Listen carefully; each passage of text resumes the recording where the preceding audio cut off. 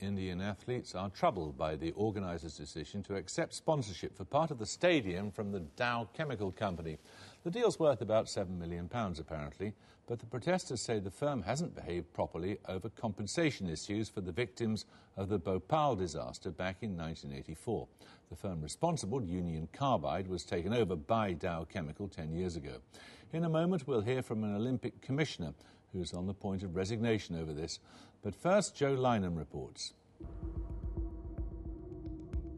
They call it a wrap, a kilometre-long plastic covering which will adorn the Olympic Stadium as a symbol of the world coming together.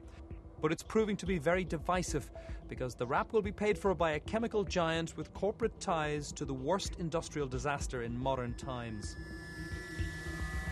In 1984, poisonous gas leaked from a tank at the Union Carbide plant in Bhopal, central India, killing around 4,000 people in the immediate aftermath and thousands later. In 1989, the Indian Supreme Court ordered Union Carbide to pay $470 million in a final settlement for the catastrophe. And in 1999, Union Carbide was bought out by Dow Chemicals, which, though not connected with the disaster, was faced by further claims of compensation. Those protests have continued, sometimes violently, and Dow's sponsorship of the Olympic Stadium wrap has also prompted disquiet from campaigners. You can't buy a company and then say that everything that company has done in the past has absolutely nothing to do with you. And we're talking about a clean-up that is absolutely the responsibility of Dow Chemical now. And we're talking about hundreds of thousands of people living with the consequences of water that is contaminated, that their children are drinking. And that is Dow's responsibility. Dow, whose chemicals are also used in the Olympics running track, told Newsnight that while it is important to always remember what happened in Bhopal, it is also important to understand the history and not to rewrite it as some are trying to do. The fact is that Dow never owned nor operated the Bhopal plant. Dow was never there. The International Olympic Committee has a clean stadia policy. That basically means that within the confines of each event, there can be no overt branding or sponsorship. Now that begs the question, why would the chemical company Dow spend £7 million on a branding which no one will see? Well, the experts say that it's money well spent in showing that Dow is an ethical company not bound by its connection to the Bhopal tragedy. The parallel perhaps that should be drawn to understand the situation they're in is almost when the British government under Tony Blair apologised for things that happened in the colonial past that had nothing to do with him or his government, but they need to find some way to draw a line under the affair. Then there's the potential damage to London 2012's own image. After spending almost £10 billion on a 7-week sporting jamboree, the government, Olympic bigwigs and a myriad of corporate backers won't want anything but sportsmanship to be its legacy. The organisers of London 2012 said that they are satisfied that Dow Chemicals were neither the owners nor the operators at the time of the chemical leak in 1984 in Bhopal, and that any lingering issues are not directly related to Dow Chemicals, which are sponsoring the wrap around this stadium. But with 6 months to go before that wrap is unfurled, the public may have a different view on whether it should have been sponsored by someone else. Well, we're joined now by Meredith Alexander, a Commissioner for Sustainability for the London Olympics. What possible harm can it do for Dow to sponsor the Olympics?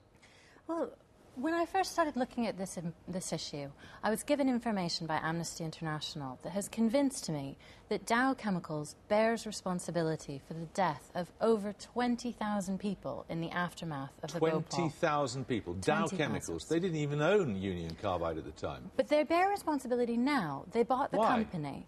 When they bought the company, they got all the good stuff. They got the assets, they got the shares.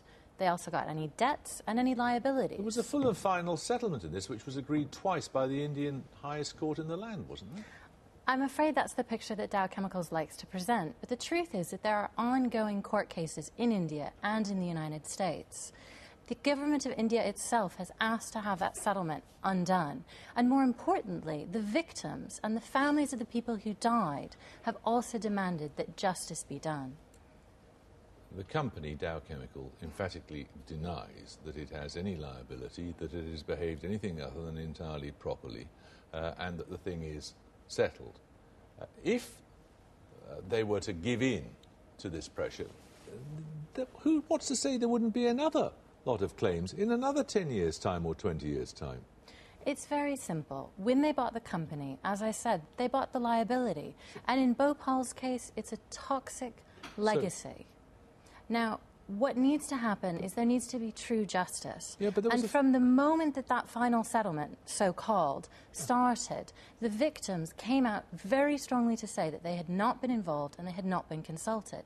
Now, if you look at the court documentation, it's very clear that the numbers of victims that were expected to be compensated under that settlement bear almost no relationship to the true number of victims of the tragedy. How strongly do you feel about this? I feel very strongly about this. What are you going to do about it?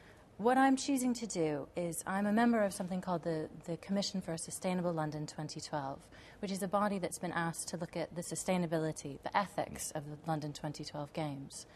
And by coming on air tonight to talk to you about this, I've taken the decision to resign from that commission to stand up for my principles. So you are resigning effective as of now, whatever it is, 10:58 or something? I'm afraid so, yes. And what effect will that have? Well, first of all, it allows me to stand up for my principles. I feel that I was part of a body that has been used to legitimize Dow's claim that it has no responsibility for Bhopal. But beyond that, I'm hoping that it will bring attention to the victim side of the story. In so many of these cases, you hear from the company, Dow has an army of PR people who are able to put their side of the story forward. The victims, the people who really have experienced this tragedy, and the families of the people who died in this tragedy, they are not the ones people listen to. There are how many of you commissioners? There are about a dozen of us. Are any others going to resign? I know people are very concerned about this issue. What they'll choose to do, I couldn't tell you. For me personally, it was an incredibly difficult decision to take.